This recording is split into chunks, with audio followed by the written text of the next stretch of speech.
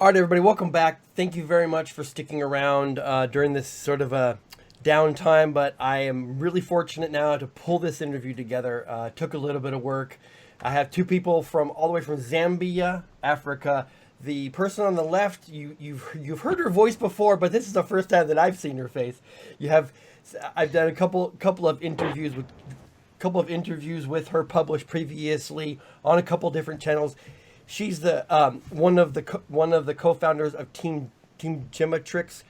Have Cholwe Shabukali, and on the right is one of the people that I'm really excited to talk to, because he is the executive director and the co-founder of a startup accelerator in Zambia. It's called Bongo Hive, and his name, and I'm just going to apologize right now, I'm probably gonna butcher it in half because me and words don't usually get along. But Mr. Lukonga Lindunda has joined me today. So first, Cholwe, go ahead and introduce yourself to everybody again really quick, and then after you're done, then I'll have Lukonga do it. Yeah, my name is Cholwe Shabukali, and I'm the co-founder of Team Gemmatrix. It's one of Zambia's first esports teams. Very nice. Okay, sir. So this is the first time that I've had the opportunity to really chat with you in depth about who you are and what you do. So go ahead. Well, I'm a student part-time. I study Bachelor of Science in Public Health, and I occasionally run Team Gemmatrix part-time, but with the hopes of making it full-time. Very, very nice. Very, very nice. Yeah. Okay, so Mr. Lindunda, go ahead and introduce yourself, where you come from, a little bit of your background. Talk about Bongo Hive, how it got started, where it is now. Yeah, no, thanks for having me on the call. My name is Lukonga Lindunda. I'm co-founder and executive director of Bongo Hive. We've been around for about 8 years now, 8 to 9 years. My background is in technology, so I studied information systems back in the day. But my passion over the years has really been around how we help creative entrepreneurs leverage on technology to bring their ideas to life, or to build stuff that really just changes the world. So we set up Bongo Hive to be able to address a gap in the market where young people or innovators or entrepreneurs didn't necessarily have a space that would support them, or programs that would help them to bring their ideas to life. So 8 years ago, we had kind of the very same passion that we have now, but we noticed over the years that there was need to be able to support specific type of entrepreneurs or young people, and that's why I think esports is one space that we've continued to support people like Cholwe and others. The idea is to basically provide an opportunity for all types of people who have ideas that are a little crazy, hopefully that will have some real impact on the world in different ways. They don't necessarily have to be some billion-dollar business, but can they incrementally change the lives of the people around them? And we feel that opportunities like these are great for young people. Very nice, very nice. Okay, so I'm sure there's a great story about how the two of you actually met. So Cholwe, why don't you tell the story first, and then when you're done, I'll let him tell his version. So go ahead. I was having dinner with a friend of mine and her then fiance, and I was talking about this crazy idea I had to do an esports business. Her husband now he was experienced in business, so I asked him for advice, and he just said, just go to Bongo Hive. Okay. So I'm just like, okay, fine. So he shared Lukonga's number with me, and I called him and asked for a possible meeting, and then we started to get to know each other. and he gave me some valuable advice on how to make presentations, how to conduct ourselves, and after that, he made the connection to say you should try and join the Launch Accelerator and the Discover program so that you can get to know more of the foundations of a business. So that's basically how we met. And ever since then, he's been more like a mentor and a friend to me.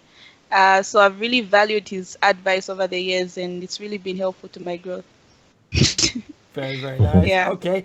So then from the other end, sir. So when you first heard of this crazy idea about a professional gaming organization in Zambia, you had this young lady, and she's like, this is her thing, and she wants to do it, and she comes and talks to you about it. What's that like?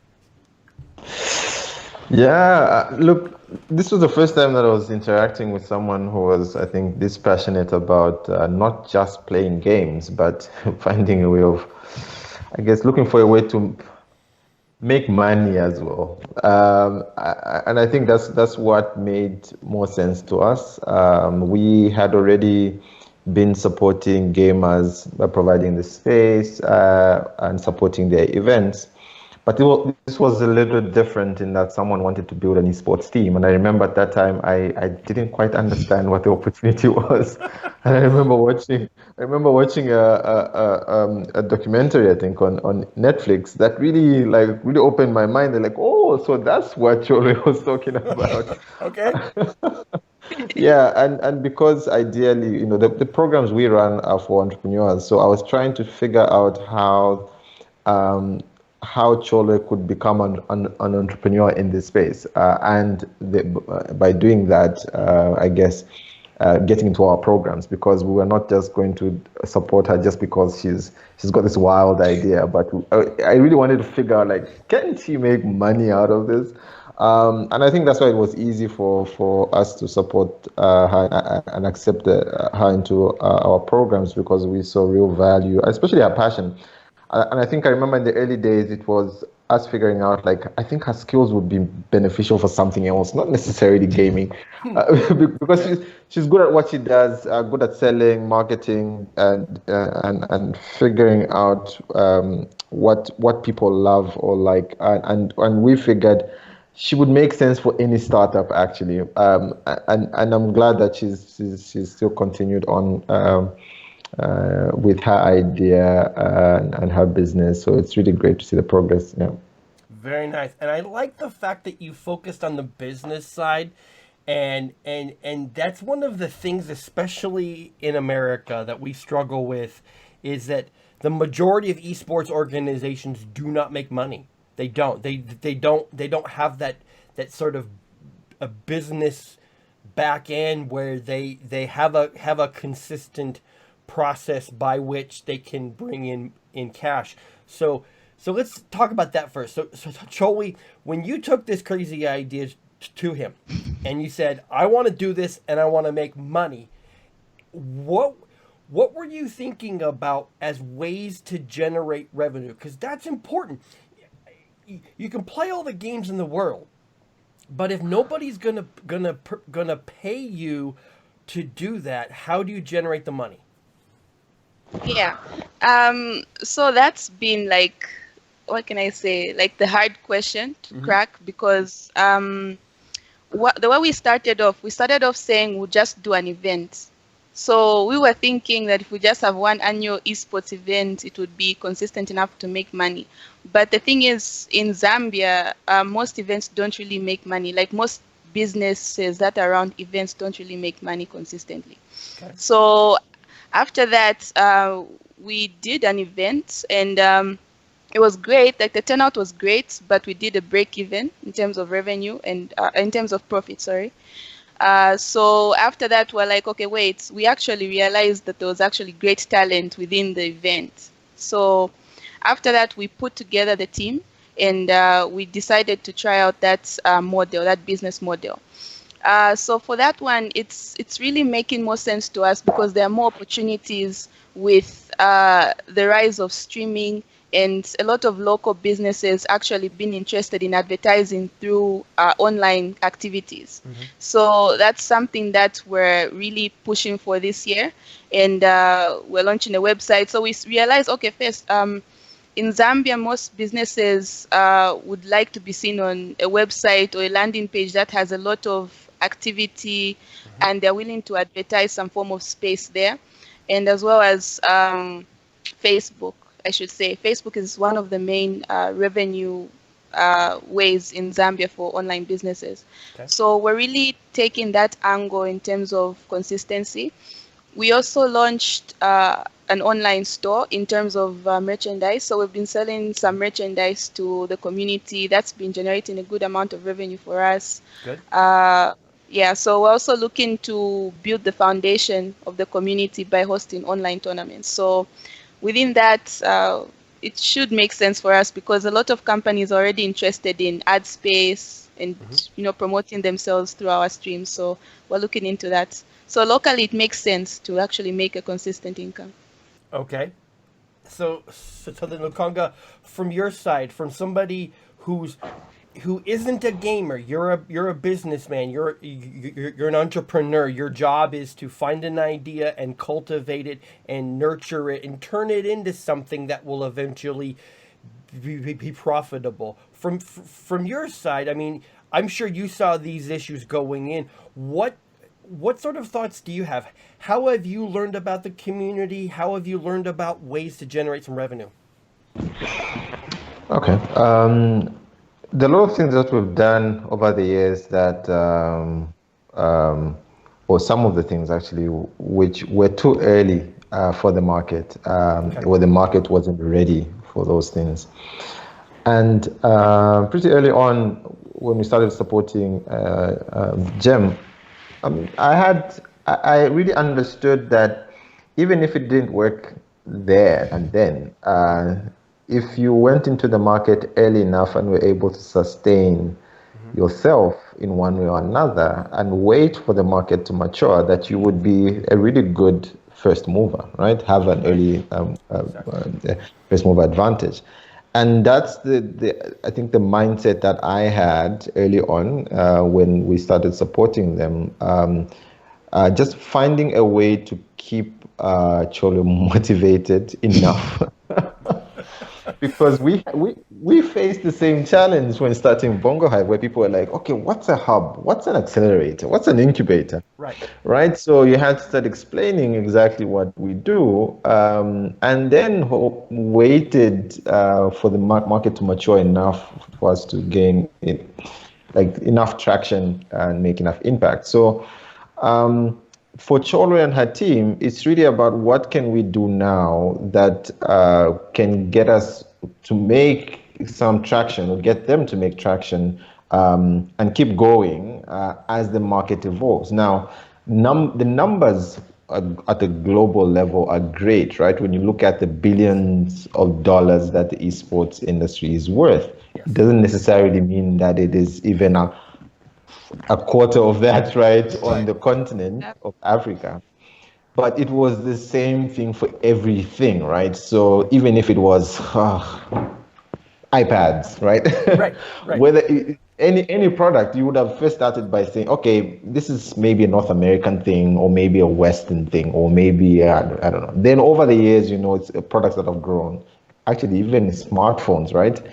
A lot of people would have never thought that smartphones would be big on the continent. And now we're seeing them. So esports is a bit like that, right? So, but the great thing is that we also found the right sort of partners who had the right understanding. Maybe not maybe not in Zambia, but we figured that even like an ISP that we work with had a good understanding of the esports industry in other countries. So we tried to make those connections and try to connect with other stakeholders outside the country that we thought would help us to drive this opportunity forward. So early days, I mean, yes, it was a little like, why are we doing this? I mean, no one will buy this. No one is going to be interested in it. And then over the years, just been like, wow, okay, everyone now is or at least a substantial part of the market is interested in something like this. So let's keep going. Yeah.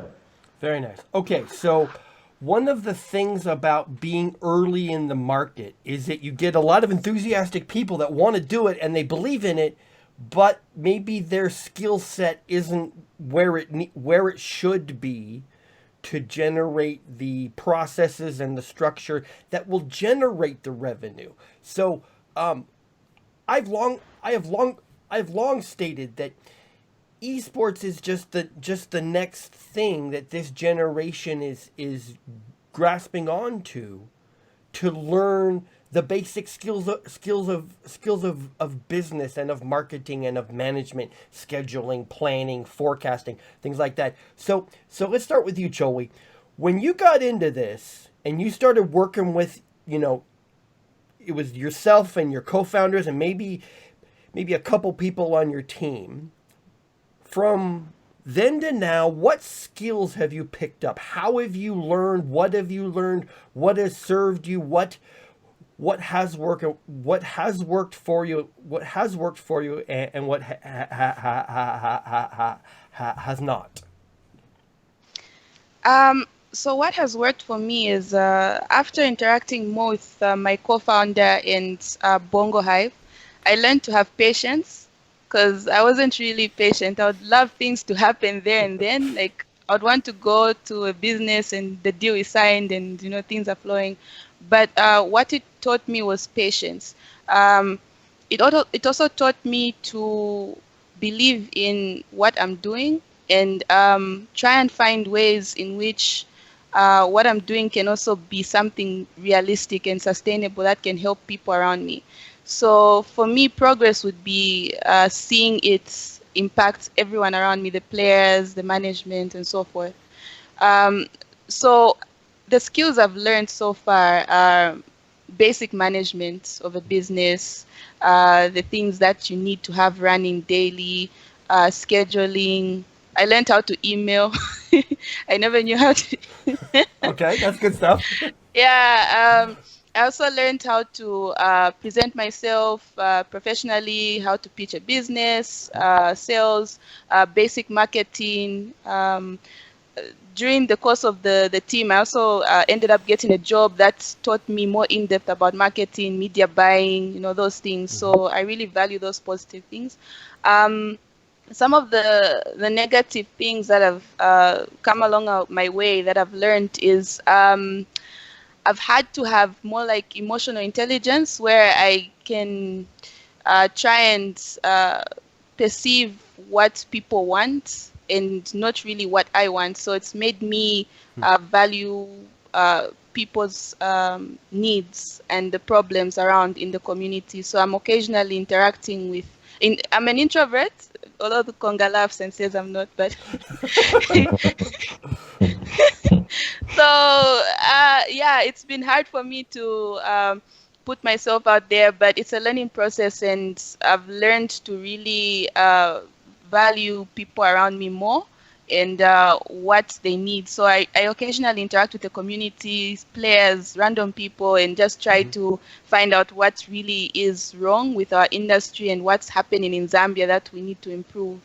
So yeah, those are the things that I've learned so far from Very the team. nice. And see those aren't new skills. Everybody has to learn them. If you want to be in business, those are things to learn. And then so from your side, Lukonga, when you are as somebody who's been in business, not gaming, but you're still in the technology business, and it seems to me, and you can tell me if I'm wrong, it seems to me that gaming is just the next sort of the technological evolution of how these core skills are being taught of management, of presentation, of solving a problem. And that's what a profitable business does. It solves a problem for somebody and they pay you to solve the problem for them. So sort of talk to me about what you have seen someone from the outside who has come into this culture. What skills are I should say what does gaming how did the processes of gaming teach those skills that everybody in business should know?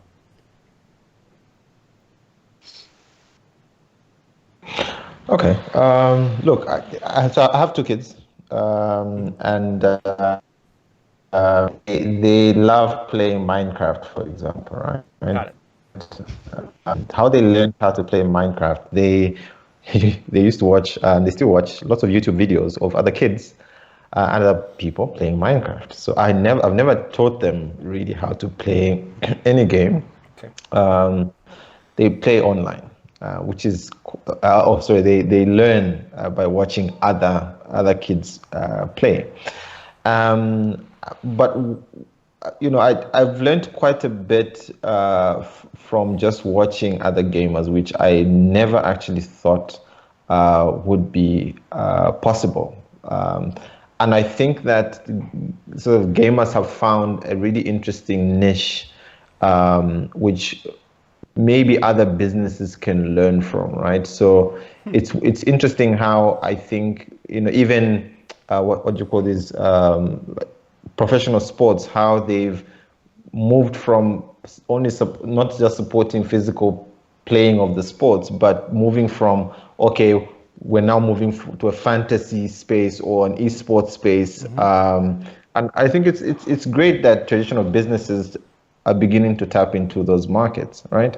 And into those spaces. When I look at gamers and what they are able to do and the soft skills that they need to learn, we need to evolve, especially as an ecosystem where, and I've tried this quite a bit, in motivating gamers to think beyond just gaming, as in think beyond just sitting in front of a computer or a screen and just playing the game. Like, can you find ways of making money? And when I watch and see how esports business is growing across the globe, I think what's needed most is really just the most important thing is a mindset shift to understand that you can actually make money from something that you're passionate about. And I find that a lot of gamers in Zambia tend not to shift their mindset towards that, right? They love it. It's great. They play against each other, but crossing over into the business realm for them feels like almost, it's like breaking their own rules, in that it's something, yeah, it's almost like, yeah, you can do this. It's amazing. It's a game and it's not a business. And I think that's the biggest thing that needs to happen. Once you cross that bridge, everything else you can learn. The management side of things, the marketing, the branding, I think that's much easier than just as a gamer thinking to yourself, what if we came up with a team? We started working together. What if we actually thought of money as a good thing? Yeah, there's a lot in there, which sometimes just amazes me. Like, guys, you're sitting on like a huge opportunity here, and especially that you have a global market. Like, why wouldn't you just jump into it and make it work? And I know there are complexities around it, whether it's internet speeds, whether it's getting sponsors, local sponsors, etc. But I think a lot of that does come around once you cross the first hurdle, which is just, let's be passionate about this and push our boundaries. Let's get there somehow, someday. But if we're not pushing the boundaries and we're just comfortable with, yeah, I have my PS4, I have my Xbox, and I play with my friends, yeah, it will stay that way, and other people will be making money while we'll sit around and, yeah, enjoy each other's presence. Yeah. See, okay, so that's an interesting little bit right there, and I love when the way you said it is that there's this sort of tribal culture around esports about how we're sticking together and we're doing this thing together and making money out as a result of hanging out together is not necessarily something that you think about. And so I've worked hard at trying to teach people this is entertainment. You pay to go to a movie. You pay to go to an event where you're entertained, and it's okay to learn while you're entertained. It's okay to have a good time. It's okay to be with friends when you're entertained, but you're still paying for entertainment. So so I guess what is the what is the what is the mental shift that somebody has to make for themselves? I mean, is it like an age barrier where they hit a certain age and they realize, oh, I can't sit in front of my computer for the next 30 years and play Minecraft. I actually have to, maybe buy a car, maybe get something to eat next week. What is that barrier? Is it age? Is it like a life change when you have kids? Is it just one day you wake up and go, I don't want to be poor anymore? I'm not sure what that is. You know what I mean?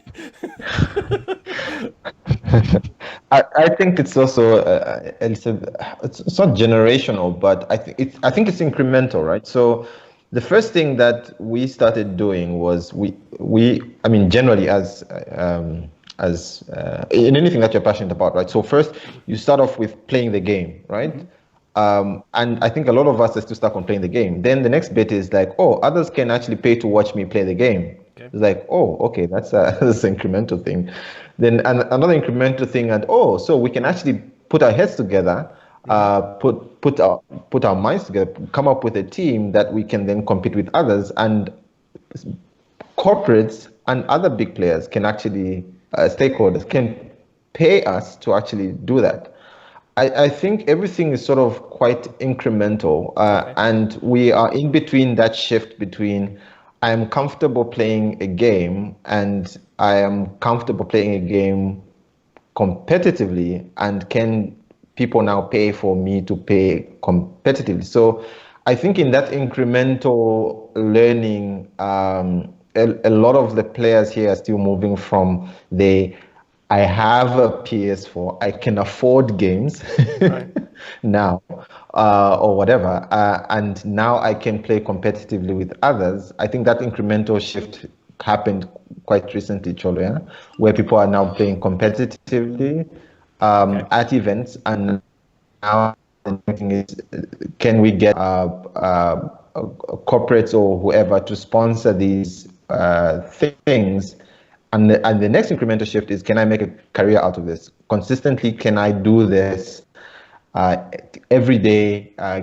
Can this make me? Can I feed off of this? And you had mentioned something about starting a family, and yeah, definitely, if you start a family, you have big questions about whether your passion puts food on your table. So I think a lot of things happen in an incremental way, and yeah, we're getting there. Yeah. Very nice. Okay, so I think, and this is something I've struggled with too. I think there's an element of fear to it. There's an element of fear of taking an idea that you love, and then turning it into something that generates cash. And so, Cholwe, I'll talk to you first about that. Was there a point where you kind of said to yourself, I love this.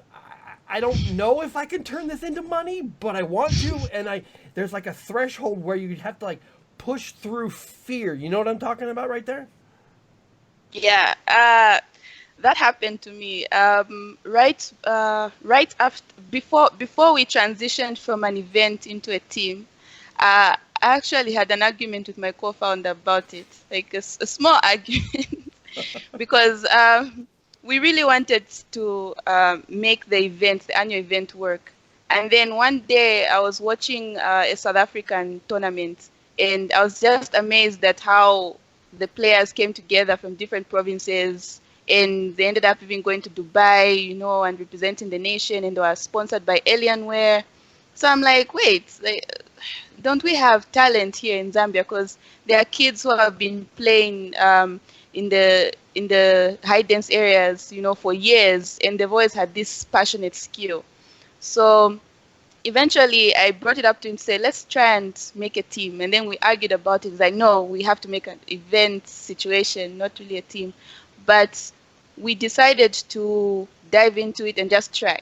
So immediately after we decided to do that, an event was announced in Kenya. So we're like, wait, should we go or not? And do we have sponsors? No, we don't. Okay, do we have the players? Okay, first, yes, we have talent.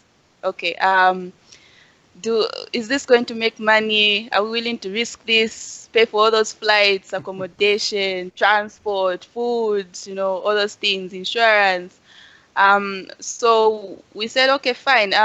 Let's try. What do we have to lose? At the end of the day, it's something we love, and if we believe it can happen, it will happen. Everything will happen, like Lukonga said, incrementally. So we we took the risk. We went to Kenya. Uh, the boys won. We played so many players in the country. They were very good compared to everyone. So it proved that there was something here and there was something worth fighting for and pushing forward. So after that, then now we started to think, okay, fine, we can't always win tournaments. Let's figure out how we can push this to something. And there was a bit of fear because at some point I remember telling my co-founder, I'm scared of success. Like, I don't know. I was like, I don't know how I would feel if we were to one day wake up and we've got like $2 million in the account. I don't know how to manage that. or or if we we get employees, and then I have to start thinking there are these people relying on me to make sure that there's money coming in every month. I'm like, I don't know if I'm ready for that. And so after seeing people around me, that's why occasionally I always make sure that I go to places like Bongo Hive, just the feel of seeing people who are like-minded and pushing through similar situations, even though we're not in the same industry. It's always motivating to me to always connect with people like Lukonga and, just get that spark always flowing. And so, yeah, there is fear, but I've learned to always overcome it by just pushing forward. Very nice. Okay, and then from the other side, Lukonga, when you see Cholwe, somebody who's loves what she's doing, and she's disciplined, and she has a plan, and she has a good co-founders, and she's in the right market, and then there comes that point. There comes that point where you can do all the prep work in the world, and you can make sure your processes are good, and you can have all the right stuff, and then you actually have to do it. And then, so like she said, that's a great quote. I was afraid of success. Okay, how do you, as somebody who's a mentor, somebody who started businesses, been successful, what's that like watching that? How do you talk to her? How do you talk to a founder who's going through that? Yeah, so I can relate, and that's something I had to get comfortable with as well early on. Even now, having been the first innovation hub or accelerator program in Zambia, and eventually with the success that came with it, eventually we had to get comfortable with that success, and we see that even with a lot of the startups that we support. A lot of them are first movers in whatever space they're working within, and we've seen this progressively happen a lot. And that's one thing that's one thing that should make a person like Cholwe and others more comfortable, is that others are doing it. And also, it's a great thing, right, that you are able to create a pathway for others, right? For other entrepreneurs that are coming, you are able to represent Zambia. You're able to put a mark on history that you were first at something in Zambia. So there's a lot of great things, positive things that come from pursuing something that others haven't pursued. But yes, like Cholwe is an introvert. When you get home and then, people are not applauding you at the door, or people don't know who you are or what you have done, yeah, it gets daunting. Like, okay, I'm doing this. There's such a huge expectation, and not just from person is sitting next to you, but all of a sudden people on the continent are like, wow, who are these guys? You're winning tournaments and you're making your mark.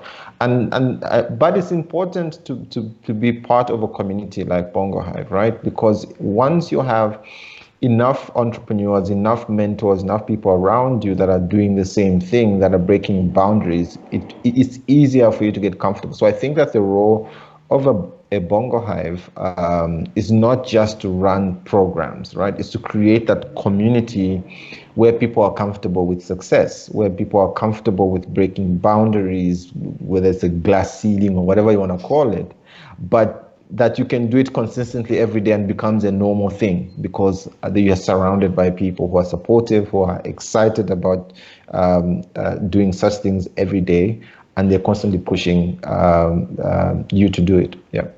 Very nice. This is a fabulous interview. I'm gonna take so many clips out of this thing. This is gonna be great. This is gonna be awesome. All right. So lots of good stuff. Okay, so just kind of wrapping this up.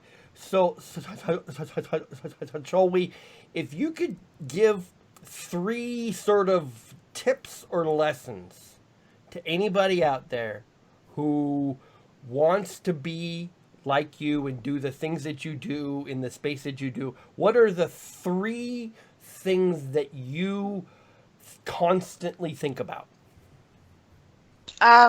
One of the first thing that I constantly think about is to listen more to people around me. Not to listen more to what really is happening around me in terms of gaming, because I can play with my team and we assume, oh, we're good. But what are really the challenges around you that are affecting everyone day to day in whatever it is? So, for example, in gaming, we have internet issues in Zambia. Sometimes it's finding a place where you can always go to. It's always also about uniting. Do you have the right people around you that can actually be a positive impact to you? So it's also more about listening to to people around me, the challenges they have. I've learned to listen more than to act without listening, I should say. The second thing I would say is always keep people who are positive around you, because sometimes it gets really lonely and it gets very negative. Like sometimes you find yourself where you're just thinking in your head. Okay, I find myself in a situation where I'm always thinking in my head, and I always push myself to interact with people around me. So positive people like Mr. Lukonga. So that's really vital for me. That's number 2. Number 3 is to always believe in yourself and always like Lukonga always told me in the beginning. He always said, always celebrate the small successes, because at least they'll motivate you as you go along. So to me, I always believe in myself and celebrate the small successes along the way. They keep me going and they keep me passionate and energized, I should say. So those are the 3 things I can say. Very nice. Okay, so Lukonga, as somebody who's a businessman and who has been successful other places, and now you're sort of first in this space. What are 3 good business thoughts to always have? Because when it comes to esports and gaming, you're always fighting against the idea that things have to start off being free so that you can get attention. Then you have to grow to a point where you can start charging for something, and then you have to grow some more to make it sustainable. What are 3 core business thoughts that somebody should have? Yeah, core business, huh? Well, I think the first one is thinking global, starting local. Okay. When we started Bongo Hive back in the day, we had a lot of support from international partners, and eventually we shifted towards having a lot of local supporters, which is great. But the ability, especially in this space, to be able to tap into global companies, global partnerships, while implementing locally is something that's ideal for something like esports and a lot of other opportunities that are way ahead of the local market, right? If people locally can't support you, find a way of tapping into global opportunities. But you can't tap into global opportunities is if all you restrict yourself to thinking is, hey, what's happening in Zambia, or what's happening in my particular country, or who can I talk to face in a particular country.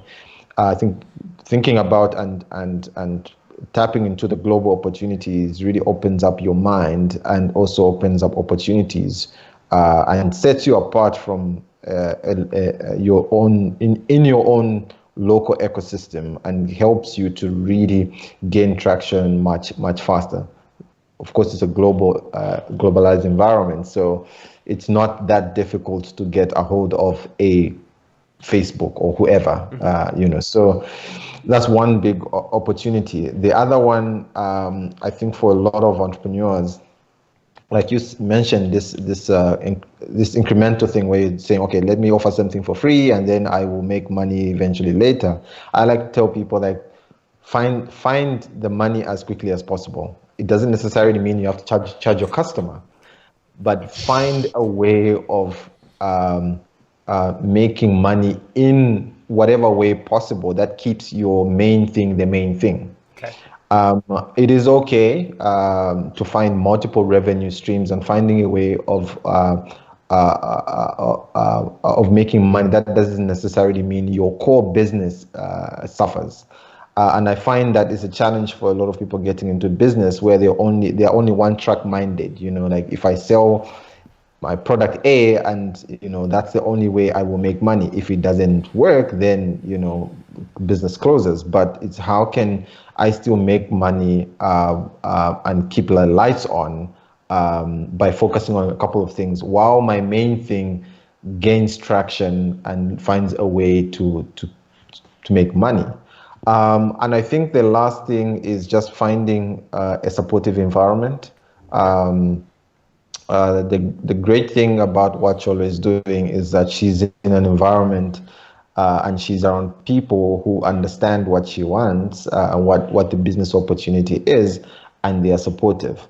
There are many other stories of people like her who they only ended up in their homes and their parents would tell them, no, this is a waste of time, blah, blah, blah. And they never got to be what they ever wanted to be because the environment around them was just not supportive. So I think whatever business opportunities that people pursue, they should create or engage themselves in an environment which supports what they're trying to do. It's not just about the money, it's about the mentorship, it's about the networks, the connections that will drive your business forward. And in this case, yes, being in an accelerator program and a community like Bongo Hive is super helpful. Other people may not be that privileged, but it may just be that cousin or that uncle who is supportive, who can really encourage you when you're down. So it's that supportive environment that can go a long way in pushing your business forward. Yeah. Very nice. I am grateful that we finally got to pull this together. Thank you very much both for talking to me. So as we kind of close this down, Cholwe, as far as your team goes, is there anything coming up that we should know about? Yeah. So because of the coronavirus, Right. all the esports events are kind of on hold offline. So we're taking things on an online approach. We're launching the stream team. So we'll be having a weekly schedule and we'll be streaming online. So we'll upload those things soon. So people can watch us on Twitch and YouTube and Facebook gaming as well. The other thing we're launching is a Call of Duty Mobile tournament league. So we'll be having a league, and then people around the country, as long as you have a smartphone and a decent internet connection, you can tap in and can play. So it will be great because you can play weekly, earn points, have some grand prizes. So we're really excited about that. Very nice. And Lukonga, as far as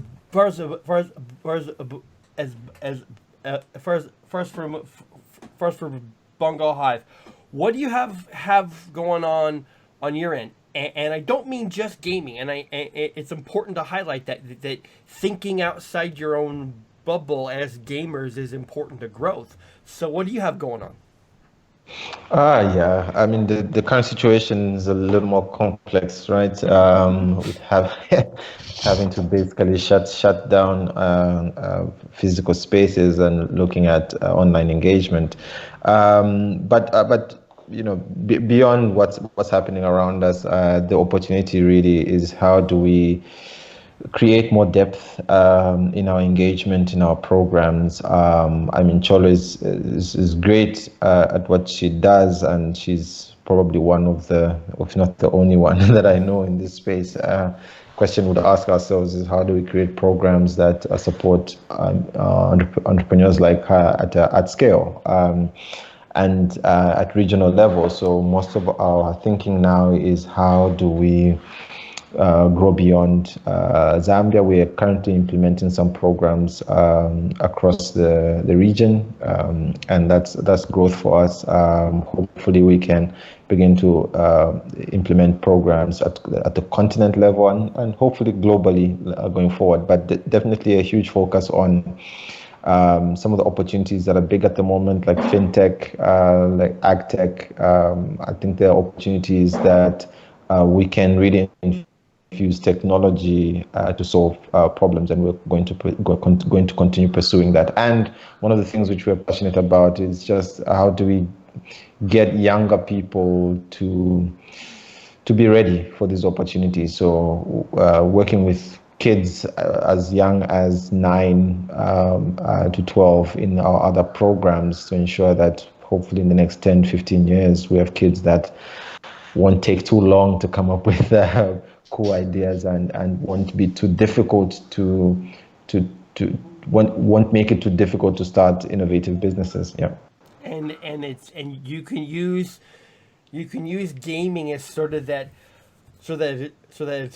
a touch point where these kids get excited about what's on their PS4, and then you can take that, you can sort of nurture that along and start teaching these other concepts, like understanding how payments work, and how to start from zero and have a business plan and follow your business plan. So great. I'm grateful that you guys made time for me. Sorry that we couldn't get this going earlier, and I'm glad that we made this all work. So Cholwe, Lukonga, thank you very, very, very much for making time for me, and for everybody out there. All this information, Bongo Hive, both of these two for their Twitter accounts. You'll see those links in the description below. Thanks very much for joining me, everyone. Have a good day, and I'll see you soon.